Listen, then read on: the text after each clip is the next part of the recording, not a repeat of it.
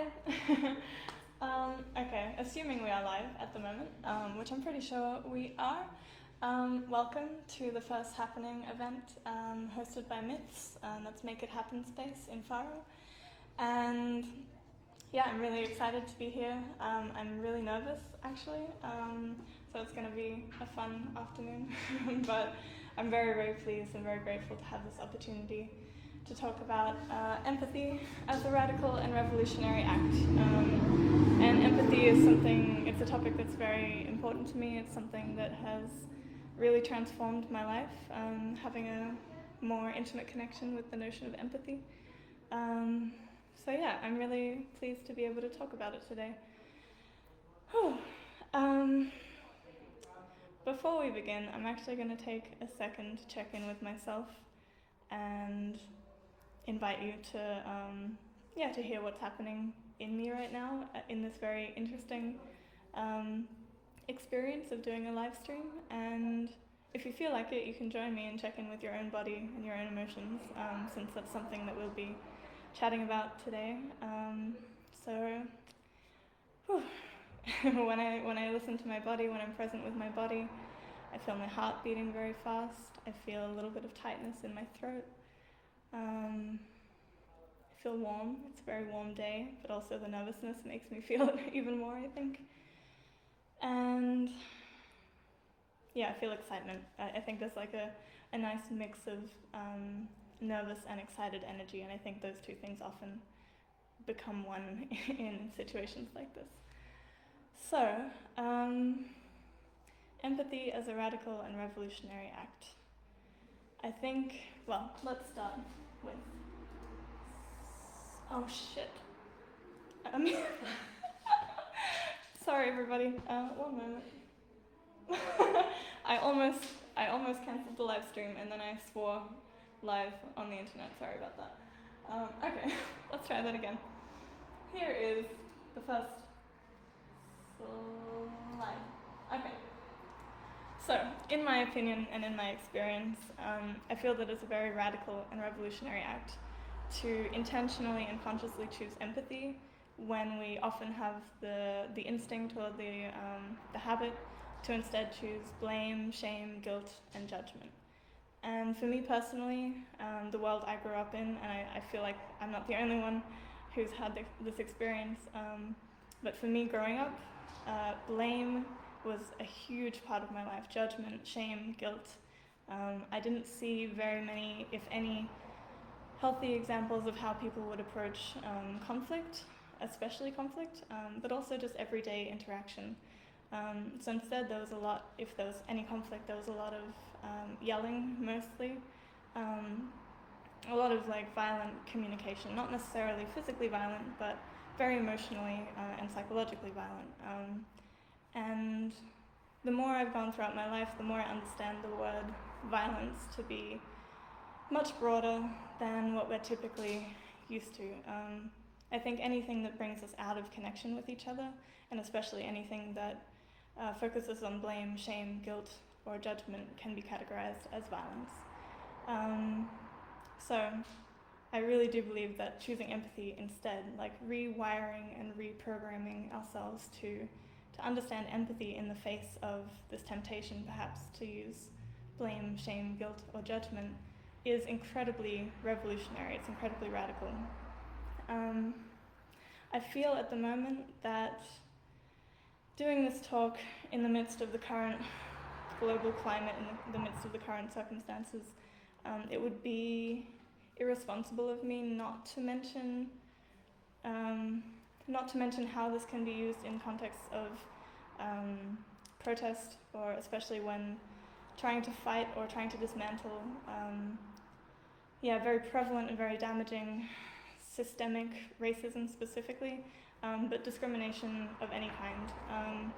I also acknowledge that I'm not as educated on this topic as I would like to be, or as I could be, and that's something I'm working specifically right now to change, and something I'll continue working to change in the future, even after this is blown over, so to speak. But I do wanna say that I think there is a place for empathy in the midst of those circumstances in the midst of these topics. And certainly my voice is not the most important voice to be heard on this, but it's something I didn't want to ignore, and it's something I'll revisit later briefly in this talk. But yeah, for now, I just wanted to say that I do want to address that because, yeah, it's very present at the moment. So, when we choose blame, shame, guilt, and judgment, these things I believe actually and I've experienced that they disconnect us from ourselves and from each other.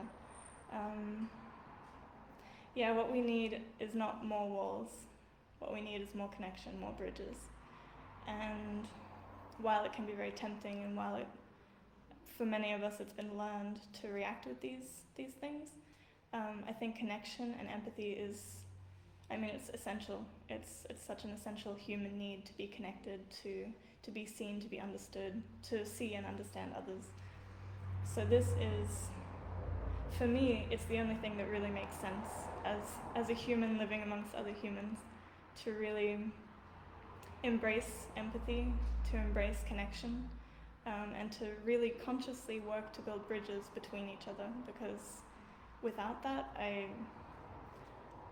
what's the point?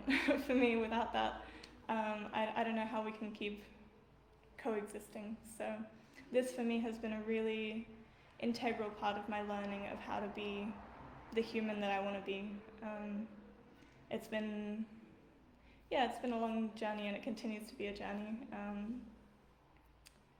I think I personally became connected, more consciously connected with the idea of empathy, maybe about 5 years ago, in terms of finding it as a pathway, as choosing to learn how to make this more of my practice, more of the way I interact with people. And yeah, I'll give some examples later of how that's affected me practically.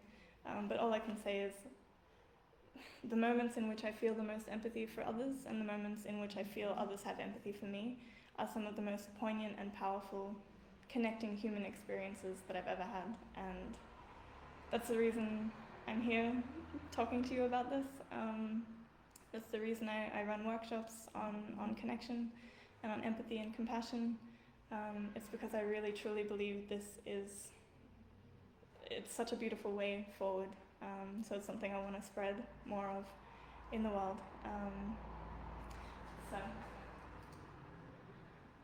So we probably, hopefully agree that empathy is not judgment, blame, shame, and guilt. But I think there are also lots of sort of covert mechanisms that we use that maybe look like empathy, or that we use when we want to have empathy but don't know how, that are actually not empathy, I think, in its truest form. There are also things that end up disconnecting us, usually unintentionally. So these things are giving advice. This is something I often do, and it's something I'm trying to be much more conscious of to change. Because I think when we give advice, we're not really with the person. We're not really being present with the person and what they're experiencing in that moment. We're trying to fix something. And that doesn't mean advice is a bad thing. It has its place, absolutely.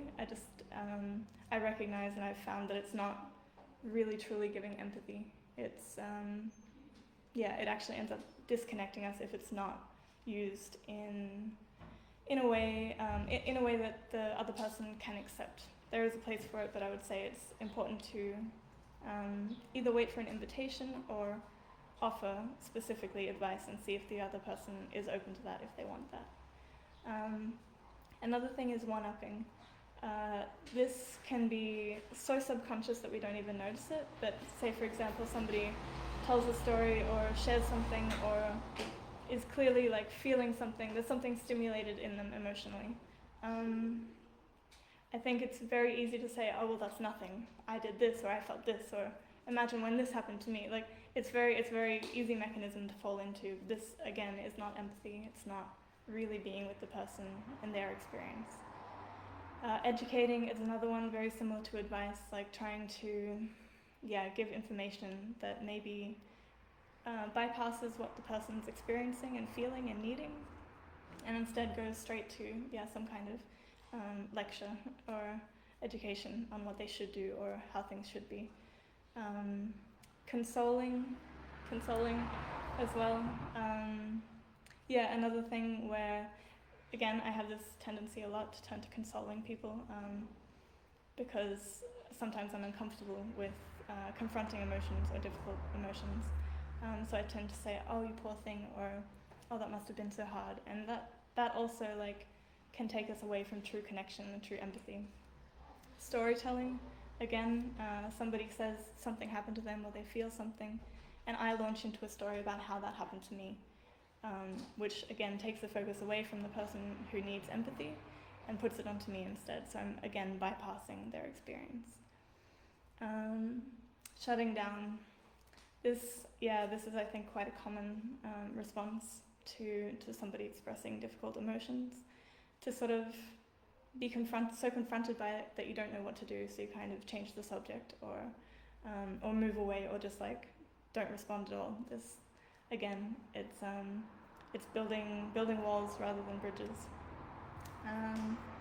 Sympathizing.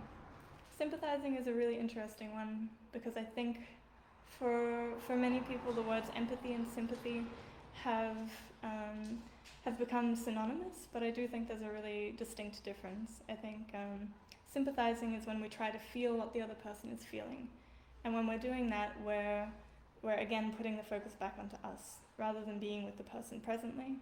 We're sort of taking on all of their emotions onto ourselves and shifting the focus. And that when we're sympathizing, I don't think it's possible to be empathetic at the same time because we're taking focus away from what they're feeling or experiencing in the moment. Interrogating. Again, this is something I tend to do sometimes, especially if somebody is angry about something. I often switch to interrogation, like what happened, when did it happen, who did this to you, what did you do about it? And again, this is sort of, it's not really being with the person, it's getting focused on the story. And again, this sometimes it has a place, interrogation, I would say seeking information has a place. But again, it's not empathy in its purest form. And explaining, this happens a lot, I think, when somebody comes to me with something that they feel in response to something that I've done. So maybe they come to me and they say, "I'm really hurt. I was really hurt when I noticed you did this." And I might say, "Oh, well, I didn't mean to do it," or, "Oh, well, this is why it happened." I'm sidestepping a little bit. I'm not really being with them in that moment. I'm trying to get myself out of the way, probably because I'm carrying maybe some of my own guilt or shame around that. And the last one is correcting. And again, this one can be very easy to subconsciously slip into, rather than listening and giving validity to the voice of the person who's speaking. We try to tell them why they shouldn't be feeling that, or why that didn't actually happen the way you think it did, or it didn't mean that, and again, this takes us away from connection, and it actually builds more walls than it does bridges. So, now we know what empathy is not. Let's have a look at what empathy is. I've been reading quite a few books lately, and one of them was Daring Greatly by Brene Brown, which is something I really highly recommend. And she quotes Pema Chodron, who says, "Compassion is not a relationship between the healer and the wounded, it's a relationship between equals. Compassion becomes real when we recognize our shared humanity." And this is something that I'm, day by day, hoping to become better at. I'm hoping to integrate more into my life and into my relationships. And I would say, in this context, compassion and empathy are synonymous. At least I use them synonymously. So, compassion is not a relationship between the healer and the wounded, and this is really important. When we're really in empathy, we're not seeing ourselves as either the hero to rescue somebody else or the victim of somebody else's emotions. We're seeing each other as equals, as fellow human beings, and this, I feel like I really believe that this changes everything. To step out of those roles where we think we have to either defend ourselves or rebel or submit to somebody else's emotions or experiences or truth. Instead, we just hold space for each other and see the other person as a human, just like you are, just like I am. Just really see our shared humanity, and this is where connection comes in, when we can see the other person's humanity in the same way, with the same depth, with the same color that we see and experience our own, to recognize that every single person you meet is just as complex as you are, has the same hopes or fears or dreams. This is revolutionary, I believe. And here I will mention that a lot of the protests right now surrounding racism are very much talking about black people and people of color being dehumanized. And that is such an intensely disempowering and invalidating experience, to be dehumanized, to not see yourself, to not be seen as equal as a human. And so I think there's so much power in just stopping and setting aside all of this defensiveness or blame or judgment or guilt, and just connecting with the human in front of you. How powerful that can be. So this is one really beautiful definition of compassion or of empathy. And another one I really like, and that's kind of what I'm centering this talk around, is this quote from Marshall Rosenberg. Marshall Rosenberg created the philosophy and the methodology of nonviolent communication, or also called compassionate communication. And he says, the key ingredient of empathy is presence. We are wholly present with the other party and what they are experiencing. And that's kind of what I've been mentioning until now, that really to be empathic with somebody is just to be present with them, just to hold space for them to feel or experience whatever they feel and experience without judgment coming into it, or without your own opinion coming into it. This can be really difficult. Like, I think it's simple, but it's not necessarily easy. But it can be done. One quote I really like from Marshall Rosenberg, and it's something that I carry with me that helps to reassure me that it's possible, is anything worth doing is worth doing poorly. Or in other words, anything worth doing is worth doing badly. So I don't think there's ever a way to be perfect at this. I think it's more about following the intention to connect, so that even when we make mistakes, we can come back to that intention and not lose those opportunities for empathy. I'm going to take a second to recenter, because I find that I'm very in my head at the moment, and I want to be more in my heart. So just that was really nice. I just found like this immense surge of gratitude for your attention to whoever's watching this. That for whatever reason you are here watching this, and I hope and I imagine that that's because you have a desire or a curiosity to find more empathy in yourself and in your life, in your relationships with other people. So I thank you for your attention. I'm really, really grateful to be doing this. So Marshall Rosenberg, I'll talk a little bit more about him quickly. He was a psychotherapist, psychologist, and he found that he was very dissatisfied with the way traditional psychological practices approach people's issues, approach their emotions, their feelings, and their experiences. And so he developed this method, nonviolent communication, to give more space to people, to help find more connection and communion with the people that he was seeing in his practice. And he used this methodology for, I think, roughly the last 55 years of his life, to travel around the world, almost always not getting paid for it, or getting paid very little, simply because he believed so much in this process. And I've been reading, and I'll mention this again at the end, but I've been reading again his book, Nonviolent Communication, A Language of Life, which I deeply and highly recommend. And it's so full of, the way he writes is very humbling, very humble and very humbling, because he's such a down-to-earth, simple human being, and all, like, you can read in his words that his greatest desire is just to love people.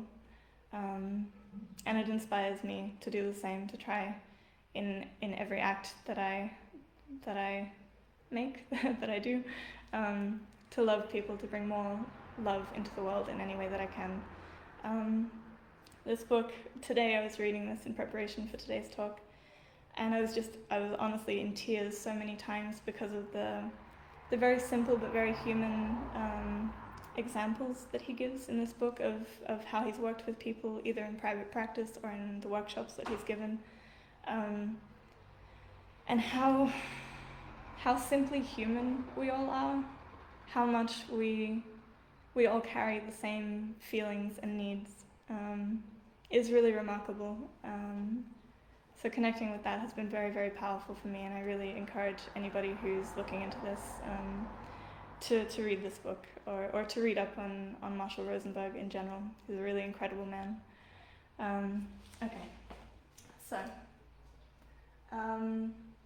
so I've sort of talked up until now about what empathy is, and sort of the philosophy of it, this feeling, this centeredness in connection, in presence with another person, and in love, finding that human connection, that human, that love that kind of supersedes differences and brings us into communion with each other.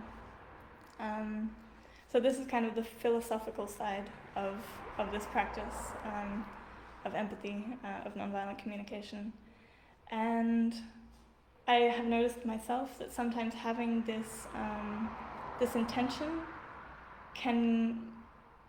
I find that it's important to also have a practice that goes with it, something tangible, something practical, to give legs to empathy, to nonviolent communication. And luckily, Marshall Rosenberg developed this extremely simple 4-step process, which kind of helps to mobilize that feeling or that desire to give more empathy. And these 4 steps are observations, feelings, needs, and requests. And we'll go through with a little more detail. But I just wanted to say that this methodology, it has 2 sides to it. So there's the empathic receiving, which is more what we'll focus on today. But there's also honest expression. And this is just like, as a very quick aside, this is focusing on how we express ourselves honestly in a way that others can see into our human experience and hopefully develop empathy with the way, or be more equipped to develop empathy with the way that we communicate what we're experiencing. So it's offering the other person an insight into our inner worlds and inviting them to give us support and empathy. Inviting is a really important word here, but I'll get into that a little bit later. And then what we'll focus on today is empathic receiving. And so that's, if I'm in contact with somebody, if I'm talking to somebody, it's my willingness and my ability to find insight into the other person's inner world and to offer them support and empathy. And truly it's bizarre and it's insane how simple it is and how simple it sounds. But because of our training, because of our upbringing, because of our education, it doesn't necessarily come, I wouldn't say it doesn't come naturally, but maybe it doesn't come as our first instinct or our first response, because we've had so much practice dealing instead with blame, guilt, shame, judgment. But let's have a look at how this looks practically. So when we look at observations, we're sort of evaluating the circumstances or the stimulus that led to the other person feeling something. So this is just the facts that we can observe objectively, or at least as objectively as humans are capable of doing. So this can be focused on what the other person saw, what they heard, experienced, noticed, remembered, or thought. So it's very broad. Like it can be almost anything. But what's important is to, when we are confronted with somebody experiencing something or expressing something that they're feeling, try to find the immediate stimulus that led to that emotion or led to that experience. So that's observations. Feelings is, I love feelings. I'm a very emotional person, so this is one of my favorite parts of this methodology. And I also really love words, and what's really wonderful is that within this methodology there are lists of emotional vocabulary that I think a lot of us don't really practice using, and that for me has been really, really helpful in knowing how to express my feelings in as accurate a way as language can express anything. So when we're looking at feelings in the context of empathic receiving, we're trying to intuit or trying to guess what the other person might be experiencing emotionally, what feelings they might have. So this is where empathy sort of kicks in, into gear. Is that a saying? This is where empathy kicks in. So this is where we're finding empathy by being present with that person, with what they're experiencing or what they're feeling, and it's taking the opportunity to see whatever they say or do as a message, as a clue that we can interpret or investigate to understand what they might be experiencing emotionally. Sometimes we get it wrong, sometimes we don't know exactly what the other person is feeling, but I think that at least having the intention to understand, the intention to give empathy to that, gives space for us to find out, and it gives the other person the reassurance that we want to understand them, and that in itself is huge, to have somebody who genuinely, with presence and with intention, is trying to understand what you feel. I think that's far too rare an experience, and I think it's a very powerful one. So just having the intention to understand their feelings is important. As I said before, this isn't sympathy, it's not feeling the same things that they're feeling, it's simply listening. Marshall Rosenberg calls it listening with the whole body. So really being present with all of us, with our whole being, in order to intuit or to find out what that other person is feeling and to connect with them through that. So the next step is needs. Needs is a really interesting word, and I think it has different connotations, also depending on what language is your native language. The word need can carry some heaviness with it. So I want to be really clear that in this methodology, or in the vernacular of NVC, needs is not just what we need to survive, like food, water, shelter, air. It's what enriches our lives. So in this case, we can also use the word values. For some people that resonates a bit more. And these are kind of like universal human needs, like connection, like understanding, play, stimulus, rest, these things that enrich our lives. And I really believe that in every moment, we're all just, consciously or unconsciously, we're all just trying to get our needs met in one way or another. And I think sometimes we do that in collaborative and creative ways that kind of invite people to share in our experience, in our life, in enriching our lives.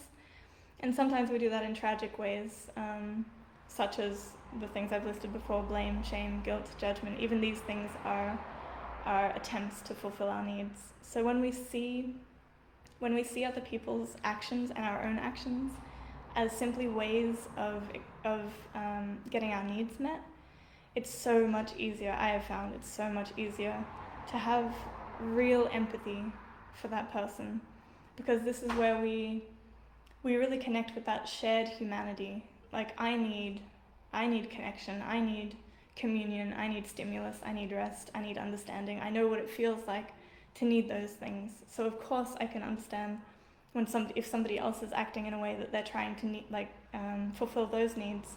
It's much, much easier to hold space for that, and much easier to set aside maybe my opinions or my judgments or my doubts and simply be with the person. It's an incredibly, as I keep saying, it's an incredibly powerful experience. This is a really interesting part of NVC, and it's again something I would love to work more on for myself in my own life. And this is like intentionally and openly reflecting back what the other person is experiencing.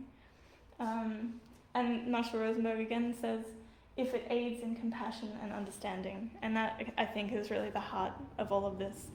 That when we're with somebody, we're not trying to fix them, we're not trying to sympathize with them, we're not trying to give advice, we're simply aiming for more compassion and understanding. And I think if we come at it with that intention,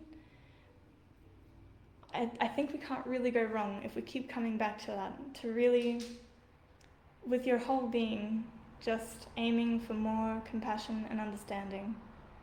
Can you imagine? Can you imagine if every conversation you ever had, if every fight you ever had, if every disagreement you ever had, the people in it were aiming for compassion and understanding, how miraculous that would be?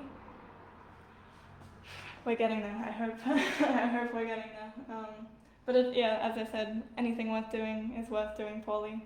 So I think we just have to do this one step at a time, with the understanding that we will, I'm gonna swear again, that we'll fuck it up sometimes, like it's just gonna happen, but that's okay. Like we can always, compassion and understanding are always there, we can always come back to that. So yeah, this is sort of what I touched on before, holding space for these feelings and needs. Paraphrasing can be a really, really powerful thing, again, if it's to aid compassion and understanding. If you hear somebody expressing something, and they probably, I mean, it's pretty unlikely in general that people will say, I feel this because I need this, unless they've sort of come to this understanding themselves. That's generally not how we're trained to speak. So maybe somebody would be really frustrated and they'll say like, oh, why didn't you do the dishes again? I can't believe you didn't do the dishes again. And instead of responding with defensiveness, we can reflect back what we think they're feeling and needing. And this gives an opportunity for us to cut through that that instinct or that habit or that pattern that so many of us have of getting into conflict, and instead like really come through with empathy. It's a really, really powerful thing. So yeah, so for example, if somebody says that, maybe I would love I would love to respond with, wow, you must be feeling really frustrated because maybe you have a need for more support. And can you imagine, again, if you're the person saying, why didn't you do the dishes, and somebody says, wow, like, you must be really frustrated because you need more support, and you feel it, like you feel that they're present with you, you feel that they really care, you feel that they're really trying to open up a way for more understanding and compassion. I feel like that would just completely diffuse that situation, or at least lean in a different direction. Like find out, okay, what is it that's actually going on here? It's not usually about the dishes, you know. It's not the dishes itself, it's what that person is feeling and experiencing and needing that isn't being fulfilled.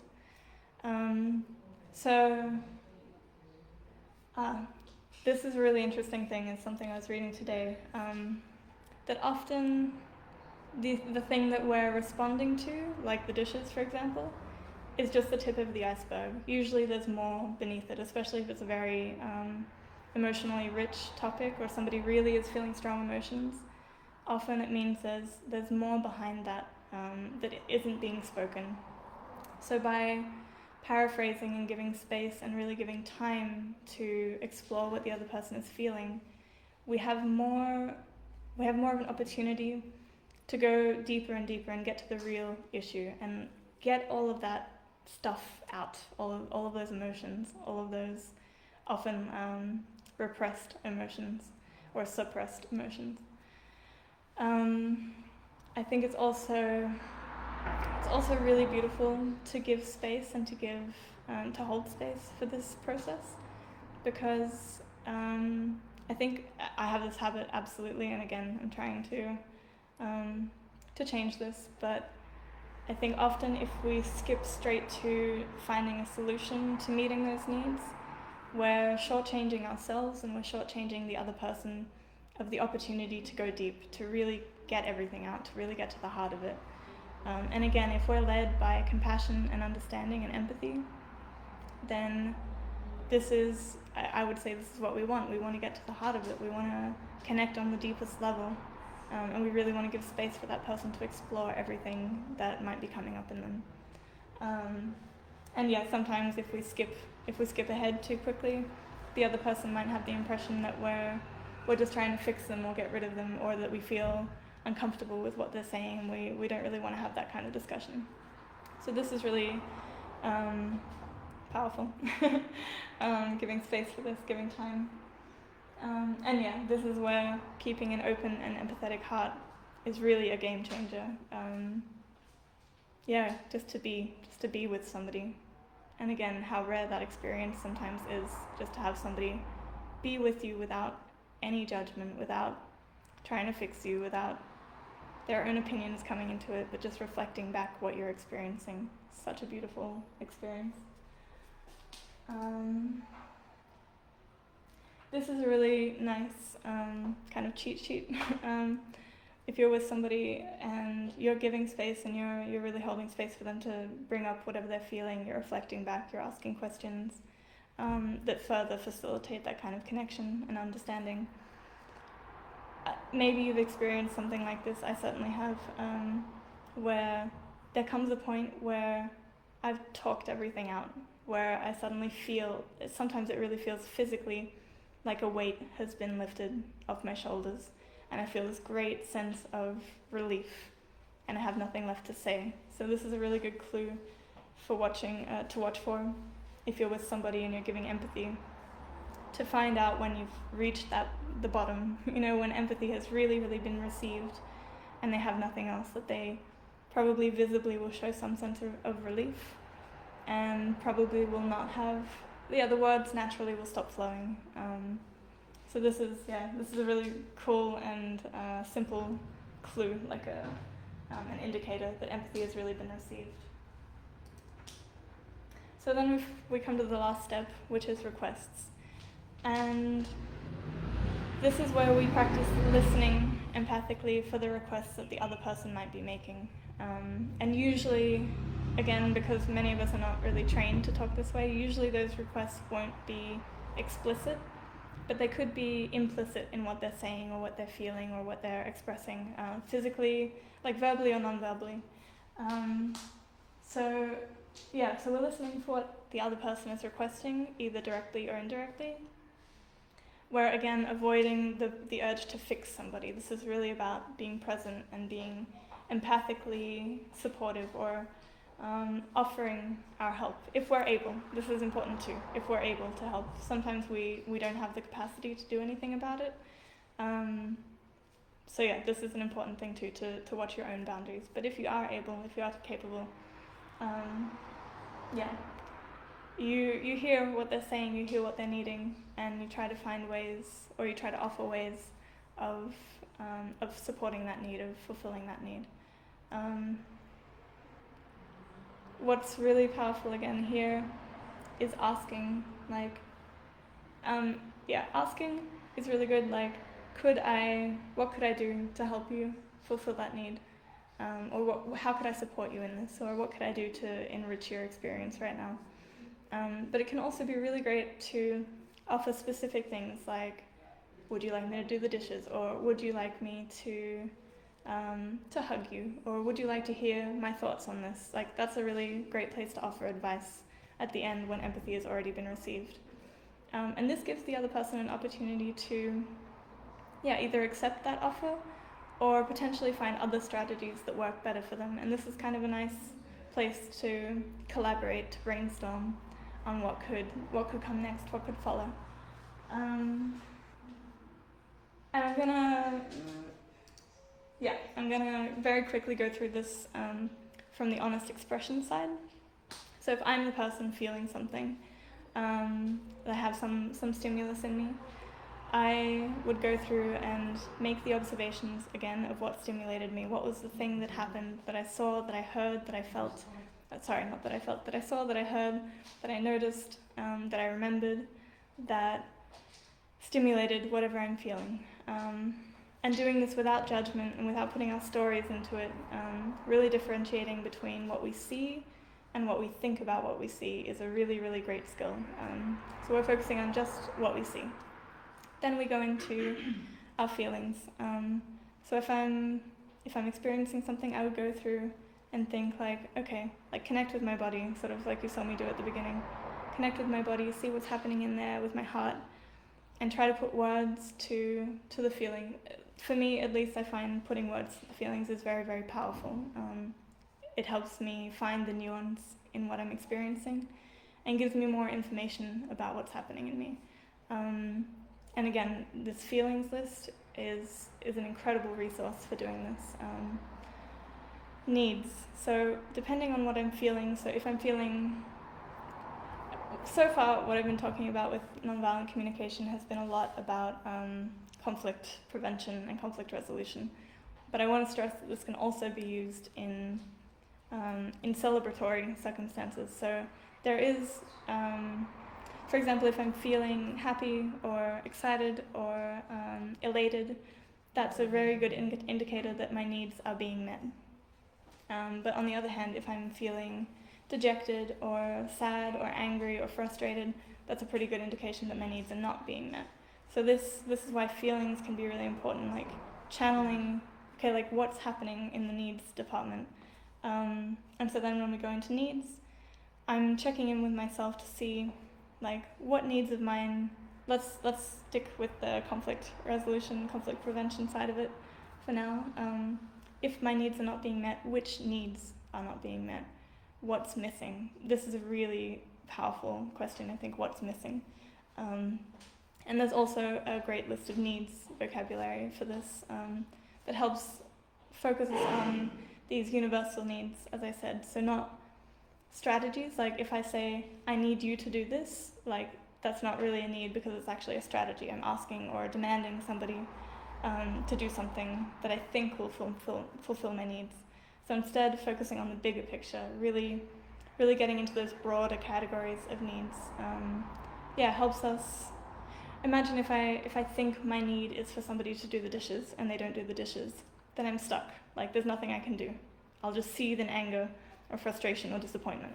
But if I know that my need is for support or for order, then I suddenly have so many more options, so many more strategies that I can use to get those needs fulfilled. And this really frees us up to not put so much pressure on other people or specific circumstances or specific actions.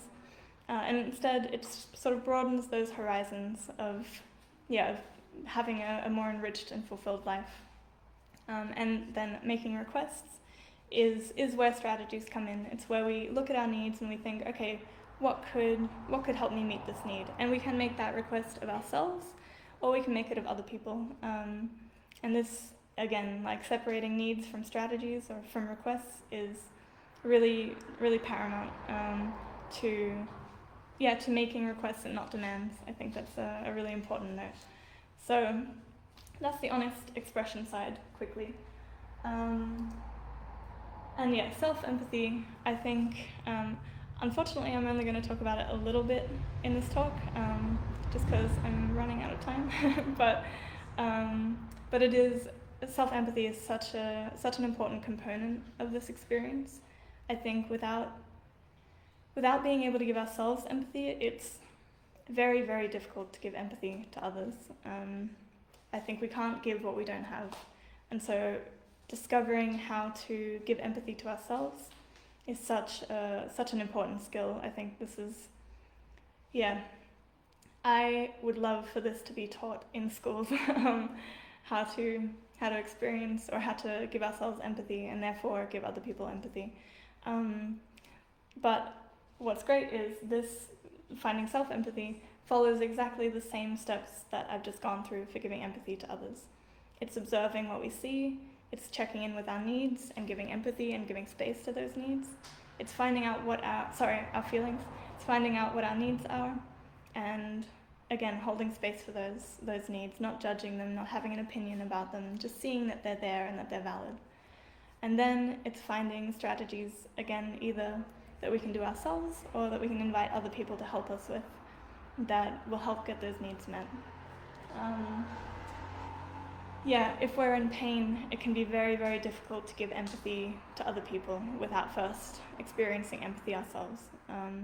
So sometimes if I'm in a situation where I'm having a conflict with somebody, if they are coming at me with their pain and I'm also feeling potentially, if I'm feeling pain about something else, or if they're feeling something that they need empathy with and I'm already struggling with something myself, especially if it's in relation to that person, what's really important and what helps me break through that barrier that we build between ourselves is first taking a moment to give myself empathy. Then when I feel like that relief, that resolve, I'm in a much, much better position to be able to give empathy to somebody else, to really be with them without trying to think without thinking that, okay, maybe they're trying to get something from me, or I don't trust this person, or I'm still feeling too much pain to connect. So this is a really, really important step, practicing self-empathy and becoming, through that, better able to give empathy to other people. We cannot force other people to give us empathy. And this is really important, again. If I'm experiencing too much pain to give empathy to another person, or too much pain in general to give empathy to anybody, I'm probably not very equipped to, other people are probably not necessarily equipped to give me the empathy that I need. Hopefully somebody will be, so hopefully I have people in my life that are capable of giving me empathy. But if I'm in a specific situation, I can't force that other person to be empathic with me. What I can do is tap into this endless supply of empathy that I can offer myself. I have so much power because I can choose who I give empathy to, and that includes myself. Sometimes that's the hardest person to give empathy to, unfortunately, which is why this is something that I believe needs to be practiced. I really like this quote again from Brené Brown. She says that compassion and empathy, it's not a road, it's not a path that we travel to a destination. It's like the North Star. It just guides our way, so that even if we veer off course, we always have this North Star to guide us back. And we generally know if we're moving in the right direction. That's something that really reassures me, again, that you don't have to be perfect at this. There's probably no way to be perfect at this. But simply keeping compassion, understanding, empathy as a guiding star will always lead us back to the right path. So that brings us pretty much to the end. Here are some resources that I think, maybe you can't see them so well, but these resources really helped me to learn more about empathy, about understanding, about nonviolent communication specifically. The first website is cnvc.org. That's the Center for Nonviolent Communication, and that's the organization that Marshall Rosenberg started to educate and share with the world this really beautiful path. There's also nycnvc.com, and they have a lot of resources and exercises that you can use to go into this more practically. And then my website, if you want to check it out, is liberationandlove.com, and I write blog posts about empathy, understanding, vulnerability, connection, also literature sometimes, and the connection between literature and human experiences. And then some books I'd really like to recommend. Again, this one, Nonviolent Communication, A Language of Life by Marshall Rosenberg. Also Living Nonviolent Communication by Marshall Rosenberg. And as I mentioned a few times, Daring Greatly by Brené Brown. So that's the end. Thank you so much for listening. I really hope this has touched some of you in some way. I want to thank you again for your attention and your presence here. Okay, much love.